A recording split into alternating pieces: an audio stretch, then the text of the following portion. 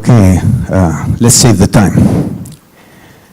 Good afternoon, ladies and gentlemen, and welcome to the panel with a very interesting title, which is, are we ready to receive more NATO troops on the eastern flank, host nation support, and challenges for the infrastructure? And with my welcome and extremely short introduction, I would like just to tell you that I am retired Lieutenant General Theo Toader. I was the former Deputy Chief of Defense and the former military representative of Romania to NATO and the EU. Today I am joined by 4 distinguished panelists, and I would like to very quickly introduce them. First is 4-star General, retired, Sir James Everard, who's the Honorary Chairman of the International Consultative Board of the New Strategy Center, and the former DSACEUR, Deputy Supreme Allied Commander Europe, and he's coming from UK. We have Lieutenant General Dragoș the next one, who is the Deputy Chief of the current Deputy Chief of Defense Romania with an extensive operational and training background. We have also shared a lot of time together in the command positions. We have Lieutenant General Karol DYMANOWSKI. Karol, welcome to Romania. Karol, who is the Deputy Chief of Defense in Poland, but also who just came from a NATO position in SHAPE, in Supreme Headquarters Allied Power Europe. And last but not least, we have Cătălin PODARU, who is the CEO of Leviatan Design Group Romania. He's, I would say, the only civilian representative in this panel, but he's also a fellow in arms because he has also military background. Welcome, Cătălin, together with us. Our title of the panel, quite interesting, because at this moment, with a lot of geopolitical uncertainties, we're looking forward how to defend ourselves. And when we want to defend ourselves, we have first to think about deterrence, and second, on the proper or active defense. In order to have this one, we have to be able to deploy troops forward. And NATO already made some important steps already, establishing, as you very well know, the enhanced forward presence. And we have the forward presence battle groups, including in Romania, Bulgaria, and also in the Baltics and Poland, as well as in Slovak Republic and Hungary. So quite important forces already deployed forward, with the possibility to be enhanced if the situations required. So to be reinforced means to deploy additional troops forward. And when we think about deploying force, we are splitting into the planners who are putting everything onto the paper, how the troops will be assembled and how will be deployed forward, and from the nations at the end of the road, how they should be received, how they will be accommodated, how they will be integrated with the other forces. I can tell you that it is a huge, huge effort. And this effort has a huge logistical footprint. The operational is also present there because you have to build the capabilities, the force package, but we have also to deploy them forward, to establish them forward, to integrate them forward, and make them ready to fight. So for this panel, I would like first to invite General Sir Everard to express his point of view, firstly with his NATO experience, telling us how the troops are prepared to be deployed and what kind of requirements do they need to be deployed. Sir, you have the floor. Thank you, Chair. I'm a tank soldier, and so I admire all logisticians. NATO talks about the confounding complexity of reinforcement and enablement. I was reading the latest NATO Enablement Report 2025. It has in its annexes from Alpha to Triple Sierra, each of these documents being 20 to 50 pages in length, as we have grappled with the difficulties involved in meeting this task. The hard truth, and I think this is recognised by CHODS, is that our collective defence is at risk if NATO is unable to deploy, receive or sustain forces at scale in accordance with the concept for deterrence and defence of the Euro-Atlantic area and SACEUR's related family of plans. And so that question, are we ready to receive more troops on NATO's eastern flank, I think is the right one. The answer takes you to a number of places. It touches, of course, on NATO enablement. Through the JSEC, we've made huge progress and we have good plans. It touches on NATO forces at readiness. Dragoș will be all over this, but the new NATO force model. It touches on NATO collective logistics. And some of you will be aware that the military committee finally endorsed the collective logistic concept in January this year. So you see a realization that this has to be collaborative.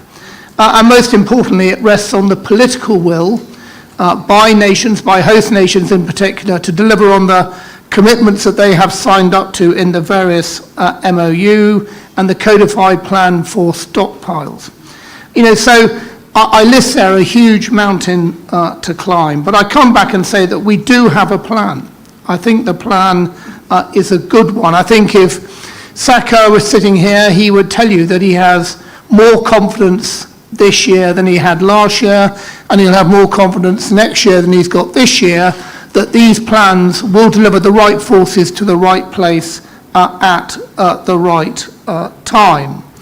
You know, these plans have to be demonstrated, they have to be validated, they have to be tested. And in many cases, they have been. You talked about the enhanced forward presence being uplifted to brigades. That has happened and been tested. You had the ARF deployment to here in Romania, again, very successfully. The big question is when you have to do every area at the same time, do these plans work? The NATO methodology, which has taken some time to develop, is based around an assessment in 6 areas, and I'm sure the professionals amongst you will know this, but the available enablers to ensure that these troops can be met and ROSI'd, the communication systems needed, the permissive regulations or non-permissive in some cases that are needed to be in place, the infrastructure, the supplies, and of course the testing of plans. And again, I come back to this point, the theory has to pass the test of reality. And I think, I would hope most people would agree, that as we have tested these plans, they have been shown to work. So we can have faith in them. Most importantly, of course, the NATO corps are now assigned to ground. And that means the corps can get after the off-painful detail, which to this point have been ignored. So, I'm doing a very broad paintbrush, but I'm saying that yes, we are increasingly ready to move troops to NATO's eastern flank, but it's not a job that is yet done, nor a job that we can relax on. Thank you. Thank you, General. I probably come back to you with a very simple question, looking towards the countries, the NATO countries, and also the non-NATO countries in the central part of Europe that will facilitate this deployment of the troop. I would like to ask Dragoș now to express the Romanian point of view, thinking that Romania is one of the countries who will have the end point of deployment, where NATO troop will land or will either disembark. When they will be received, stationed, they will be onward moved and also integrated with the Romanian forces. So that's a huge effort, and we are now waiting for him to express the Romanian point of view on this subject. Thank you very much, sir. Good afternoon, ladies and gentlemen. Such a great honor to be in this panel with such distinguished panelists. I'm a tank soldier as well. So when you are young, at the beginning of your career, you don't pay too much attention to logistics. You synchronize fire and maneuver, you do the tactics, you're very happy on your tank or your platoon. Somebody else is taking care of food, shelter, whatever. You are just practicing, having fun in the mud. Now, I discovered that logistics is about, has a direct proportion with the color of your hair. Once you get some gray hair in your head, on your head, or you lose some of it, you realize that you cannot do it without logistics.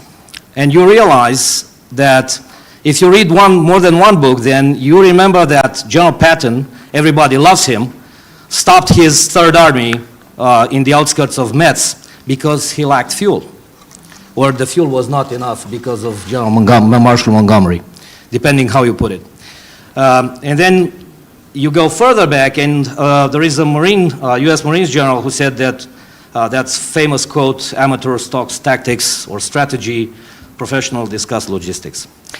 Host nation support is not about logistics. Host nation support is a staff process. It's something that involves more than just the logisticians, the most convenient is scapegoats when the food is cold, the fuel truck is not there, or whoever, everything goes wrong. Logisticians are to be blamed. That's wrong, because host nation support is very complex, and I will wrap up my short presentation introduction by saying that why do I think it's complex? Because definitely it's a staff process. Moreover, I think it's a whole of government approach. It's an interagency process. It's a key ingredient to this executability of the plans. You don't have plans without logistics, definitely. This is what they teach you in the war college. And then you discover the hard way if you don't pay attention to. I think it's also a matter of planning between national, so you have resources that have to be allocated for the forces that are coming, but also you have to save some for the ones that the nation's forces, right? And then you have competing needs on equipment, on spare parts, on fuel, different types of fuel, and that adds a lot of complexity. And if you really want to have fun, have a conversation about multinational maintenance in an exercise. I think the second point that I would like to make is I think we need to differentiate between host nation support for defense and host nation support for deterrence. And I will tell you why do I think there is a difference. If we agree that host nation support is comprised of people, structures, infrastructure, the network in between, and authorities, we will realize that as the crisis progresses, the legislation is adapted for the crisis and war, and sometimes you get the authorities that you need, you get the infrastructure that you need, you get the equipment that you need, and I will only mention the requisition process, which it's a very lawful one in case of crisis and wartime. But when it comes to deterrence, and if we agree that deterrence has the three key ingredients, the credibility, effectively communicate, and capability, then you have to rely on the peacetime legislation, and then you use mainly the infrastructure of the existing, what you have, or you can contract. Now, the third point that I would like to make, and I'll get to the closing, is I think we've learned a lot with the new family of plans in the latest years. Just this year, we had the IRF deployment, over 5,000 soldiers in all domains, and it went quite streamless. It was quite okay. I was quite surprised that nobody got hurt, with a lot of people. The procedures were in place. Of course, we learned some good lessons, but it was practice, practice, and practice. And this brings me back. Host nation support system has to be practiced relentlessly. The way you practice synchronizing fire and maneuver, the same way you have to practice synchronizing logistics with fire and maneuver.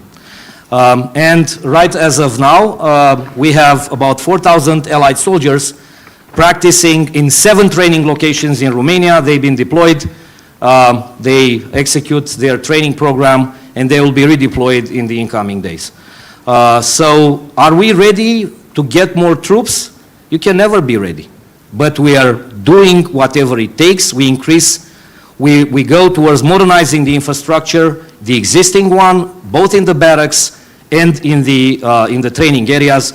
Just yesterday I found out we put another 2,000 accommodation spaces in one of our ranges, just this year. So increasing capacity is also getting us being ready to practice host nation support for deterrence effects. Thank you. Thank you very much, Dragoș. I'm now looking to our third speaker into the panel, Karol DYMANOWSKI. Karol, would you be so kind and express the Polish point of view, as Romania and Poland are considered the pillar of the eastern flank and I would say the biggest country in size, but also with need for stronger defense, deterrence and defense as well. All the other countries are also very well, very interested in this part, but Romania and Poland share a lot of things in common. Would you please present your point of view? First and foremost, good afternoon, and thank you very much for the invitation, for having me. It's a great pleasure to be in such a distinguished panel and share some thoughts about our approach to deterrence and defense with a special focus on logistics. 2 remarks before I kick off my answer. I'm not a tank officer, number 1.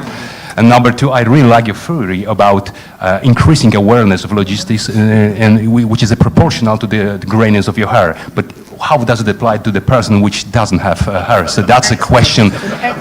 So I have to wrap my head around it. Okay. So now getting back to your question. So yes, very simple and short answer will be: we must be ready if we like to prove that we are a credible alliance. That's the first question. And of course, we will not get there in 100%, because I fully agree with Dragoș. It is not a state; it is a process.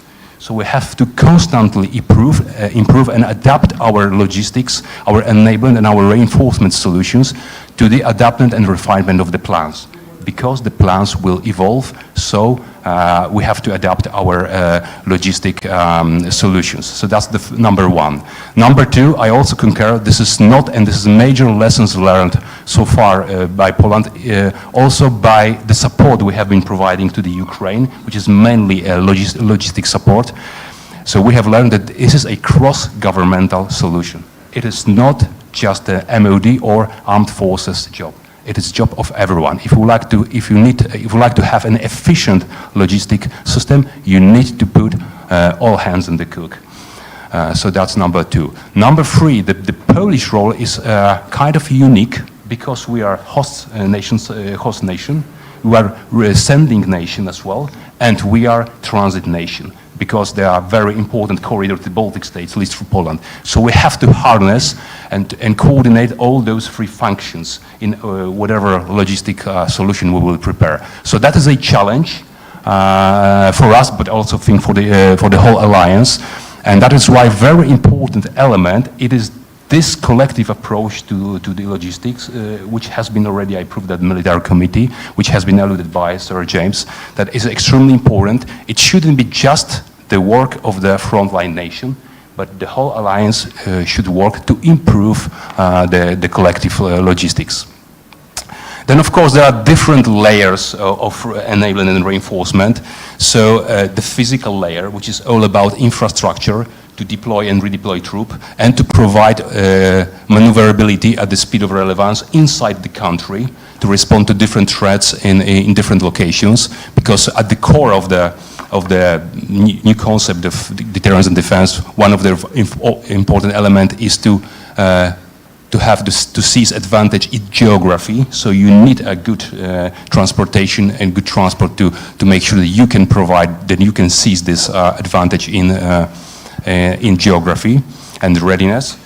Then, of course, there's a layer of organization, so the command and control system, both national and allied, plus the technical aspect of it, so communication and information system, just to share a common logistic picture, very important element, and I think we're lacking still this type of picture in NATO. JSEC is doing a great job, but still not there yet.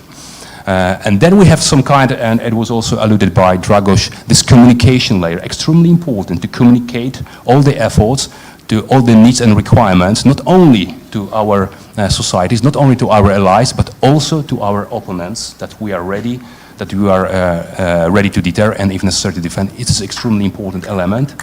And this communication can be done, of course, verbally, but it can be done also physically. So if we show them that we have infrastructure, that we have stocks, we have stockpiles, we have warehouses, that's extremely important element. And finally, the last but not least, it also, in my opinion, falls under the broader umbrella of logistic, is the production capacity of defense industry. And this, I believe, one of the major lessons learned from the Ukraine conflict. If you have the troops, that's great, but you have to be able to reinforce, to sustain them with the proper amount of ammunition, of spare parts, of everything. So it's extremely important to build up this capacity, not only in the frontline nation, but also in the depth.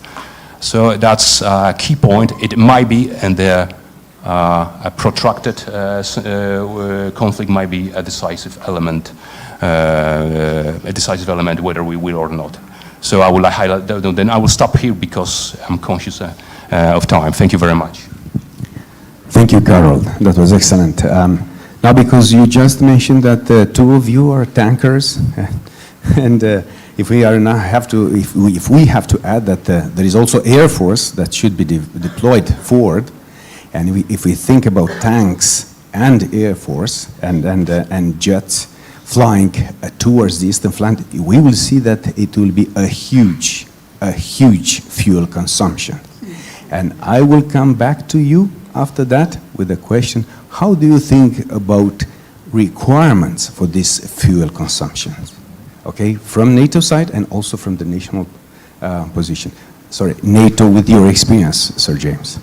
Now finally to you, Cătălin, and thank you very much for agreeing to be part of this panel. Yes. I have seen in your company that you have a lot of projects, design and also building civil infrastructure as well as defense, military infrastructure. I've seen how your involvement in the F-16 infrastructure, which is really highly appreciated by the Air Force. We've seen that you also contributed to the capability or the final operation capability of the multinational division headquarters, also to the multinational core headquarters. So your company is contributing a lot for this defense sector. Could you express your point of view when we think about investments and also design and build infrastructure in Romania to be able to receive more NATO troops? Yes, thank you very much. I'm very glad to be here. I will speak in English because I'm seeing everybody speaking. I hope that I'll be as clear as it would be in Romanian, because my approach is more, if we are talking about the strategical level, my approach is a bit more mundane, maybe tactical, operational level. But I think what I'm trying to say is that we are working for the infrastructure. Infrastructure means mobility, logistics, all the things that support the great planification and the great plans. But before highlighting some aspects that we have encountered, I would like to tell you a short story that happened closely that give me a new perspective. Actually, it's more like a reminder. Last week I received home that order for mobilization in case of training and war. And although I'm an officer and I know this is normal, when I went to the center, the guy that received me didn't know that I was a lieutenant in reserve, and told me that people worry for nothing and so on. But still, seeing that paper I was okay, so where do I have to go in case of mobilization of war? And I see that I had to go to a base in near Bucharest that we built, and I realized that for a second there, I get a bit reassured because I know that that facility is modernized and ready to operate. And I think this is very important for all of us in this room, especially Romanians, but not only. Even you, I found out I have to present there until I'm 63, so I have more to come. But also for you and your children, that having a great or a good infrastructure, in many cases, would protect a conflict to happen. But more so, if it happens, you want to go and do your duty in a modern and well-prepared facility.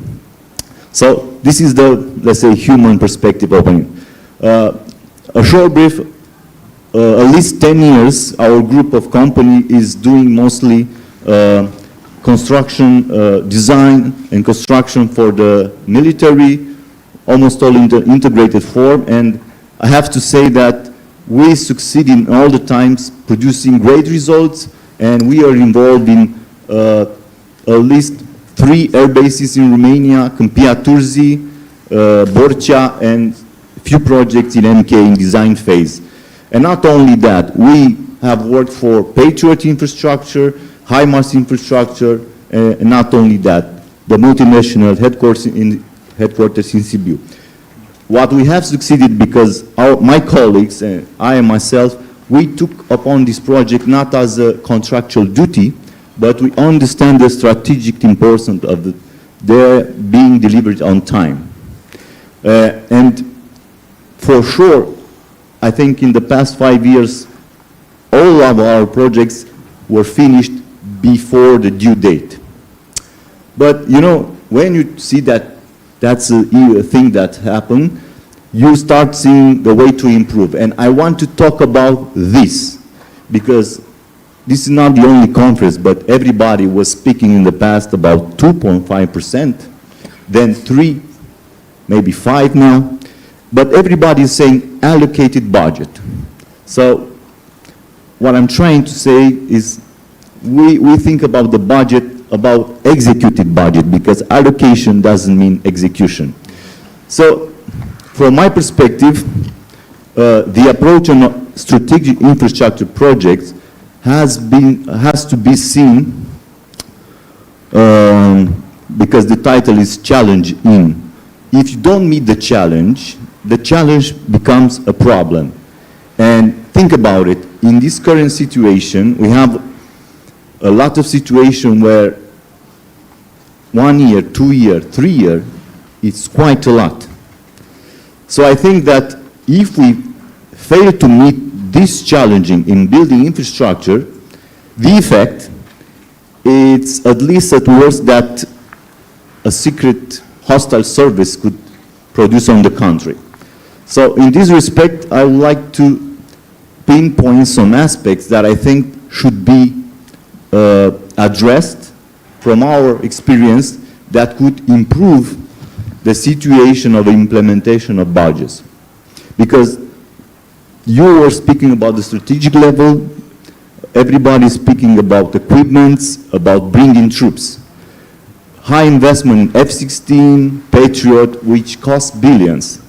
But without delivering the infrastructure for that, that's a waste of money. That capability cannot be operational. So sometimes this, let's say, construction works, sometimes, actually many times, is not so relevant to that. So one of the aspects I think, and I have addressed that, even I had the chance to address it to Mr. Cavoli to see as an approach. We are not in a wartime for sure, but we are not in a peacetime. So I think one of the aspects that we've seen, and I've read that in Poland, some things have been addressed, is that the acquisition law for this kind of strategic projects is not adequate. Because you need it now, a lot could happen in a year. In a year you do a tender.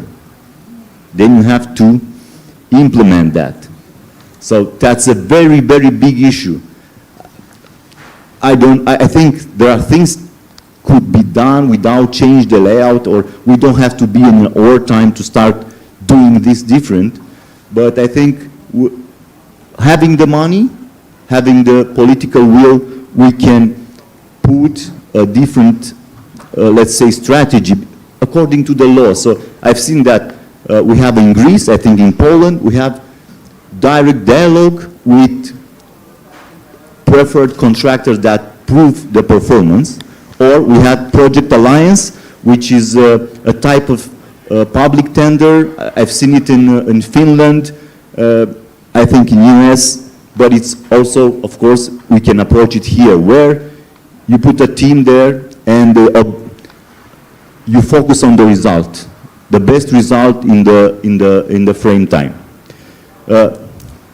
Then I have to address another aspect that is somehow affecting the fast implementation of these infrastructure projects, and this is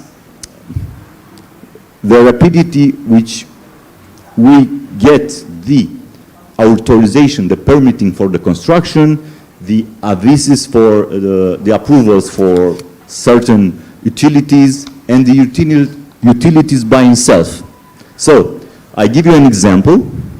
In Câmpia Turzii, we had to design and build an infrastructure over 100 million euro in 2 years. And it's not the only situation, but the approvals to get the electric power needed took 1 year. And you cannot do that from the start. This is not normal in this current situation for strategic projects.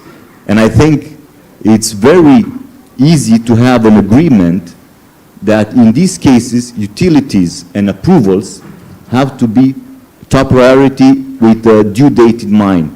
Because you have the security, you have the money in place, you have the international agreements and treaties or obligation, and you fail because a company doesn't give you, I don't know, some electricity. So I think here we can find solution to tackle this very fast and put it in a list of priorities, because you don't have to change major legislation. And I will give you another example.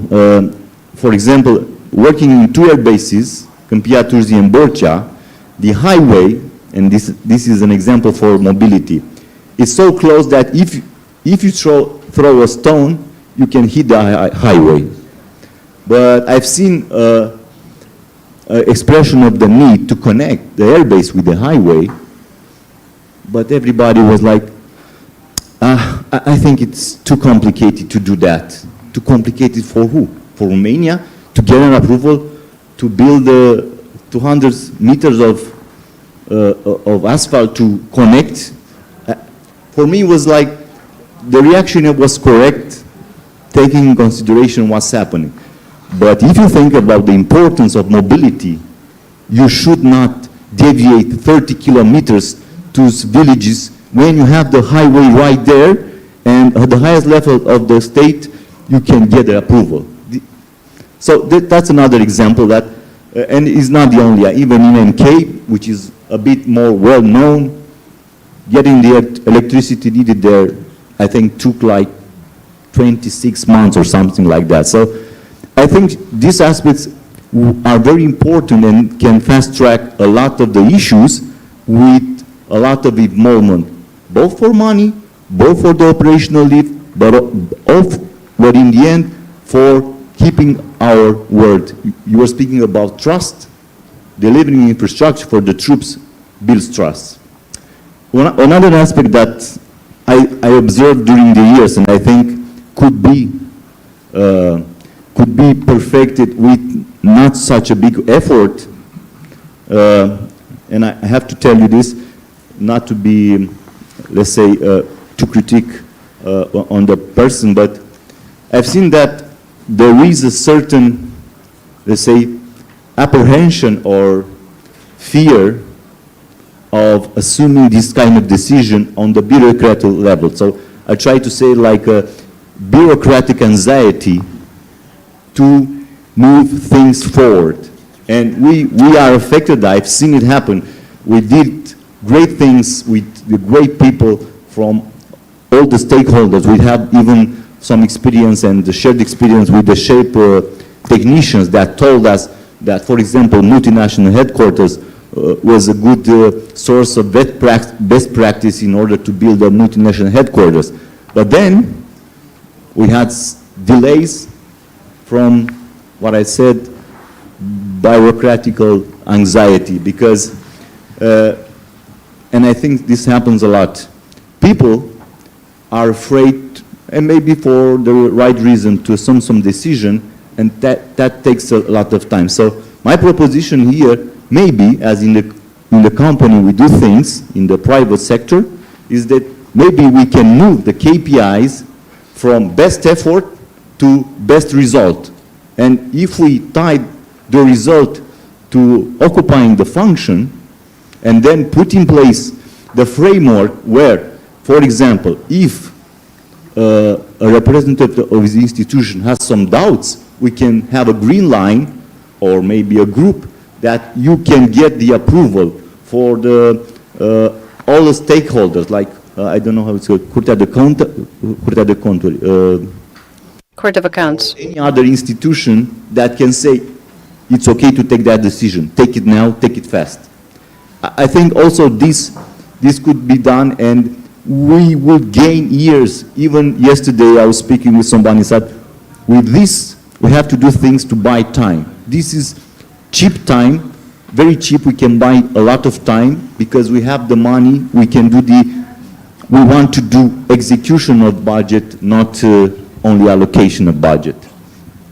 So these are somehow my key points. And I have another recommendation, because working in the critical infrastructure, and I think this is very important, I think that and this is not fair to say it, but I don't think that everybody should be qualified to work, and I mean private companies. I think private companies should prove their worth, and once they start a contract, you cannot say, I will do this in a year, and 3 years after, they are still in the contract. I think they should get involved in this strategic contract with higher penalties if they default, and maybe after 20% delay, they should go out.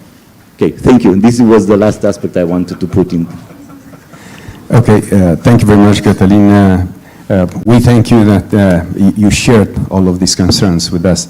We know what is in bureaucracy, but we need all of us to ring even more this time the bell in order to start feeling the time constraints, and that we don't have enough time, and we are not at peace at all, and we have to move forward, look for solutions.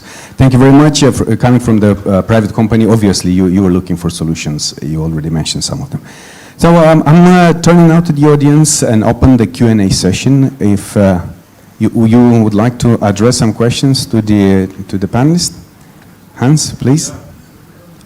You can take mine. Thank you. I cannot resist. Normally I would have been up on this stage, but the fact that 2 tankers and 1 signals intelligence officer are here, and Catherine, of course, which means that my life is complete. And I turned grey as a subaltern officer because I'm a loggy.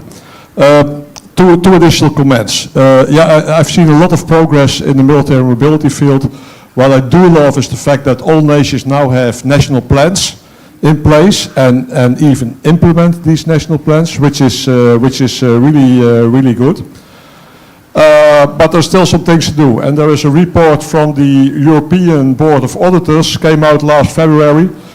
They've audited military mobility, but they mainly audited the infrastructure, road network, and the money that Europe is putting into that road network in the infrastructure is not spent well. They will improve 3/4 of a route and then forget the last bridge, or deny the last bridge the money, and the whole route is unusable. So still some work to be done there. And if we really look at what's necessary, in the last period of the European Commission, military mobility got 6.5 billion euros. 85 billion euros is needed if we really look into that. Second point I would like to make is that military mobility is probably the wrong name for it. It's about mobility, but it's about resilience, and it's about the whole concept, the whole of government concept. And we are vulnerable. And if you look at what happened on April 4th, when Ukraine attacked the Russian fiber optic cable glass factory in Samara, over 1,500 kilometers, that's smart. You can build drones, you can build anti-drone systems, you can even use joint strike fighters to shoot drones out of the air. But it's much more intelligent to attack the supply chain.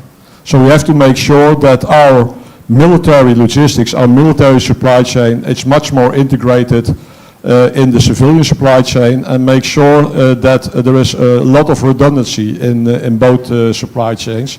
And that's also going to cost a lot of money.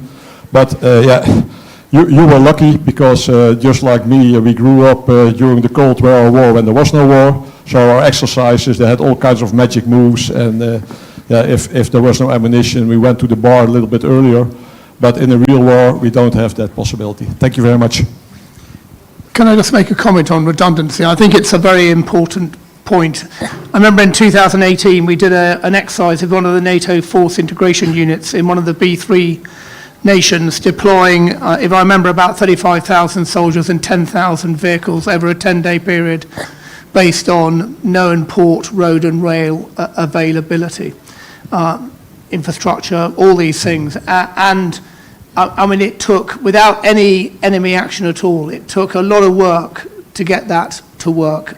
And you talked about fuel earlier on. I mean, I'm a Challenger 2 man, go with the currency. I Challenger 2 Regiment Type 60, 85,000 litres of fuel every 24 hours. And when we did this early modelling, a European Command had a team on this for about 4 years. Fuel, we worked out initially that the air campaign consumed all the available fuel delivered by the NATO pipeline. And so we've had to be much more inventive with civilian contractors, forward storage, fuel dumps, all these things, because if you've got no fuel, you're not going anywhere. Right. Thank you for the comment. Obviously, what Cătălin mentioned before, that the air bases must be connected with the highways. They have also to be connected with the fuel system, with the fuel supply system, because their consumption is huge, as General Everard already mentioned. Are there any other questions or comments from the audience? Yes. Please.